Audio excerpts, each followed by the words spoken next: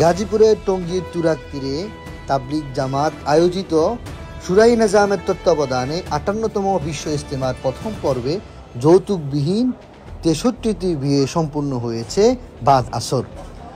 শনিবার ১ ফেব্রুয়ারি শুরাই নিজামের অন্যতম মুরব্বী মাওলানা জুহাইরুল হাসান এসব বিয়ে পড়ান। বিয়ে সম্পূর্ণ হওয়ার পরে তিনি সকলের জন্য দোয়া মোনাজাত করেন। তাবলিগ জামাতের শুরাই নিজাম মিডিয়া সমন্বয়ক হাবিবুল্লাহ রায়হান দৈনিক বিশ্ব ইজতেমাকে এ তথ্য নিশ্চিত করেন।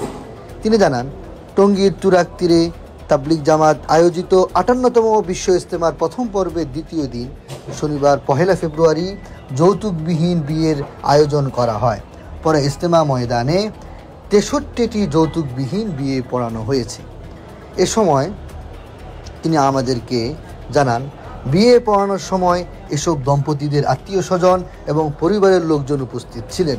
তিনি আরও জানান, রোববার ২ ফেব্রুয়ারি সকাল ৯টার দিকে আখিরি মোনাজাত অনুষ্ঠিত হবে।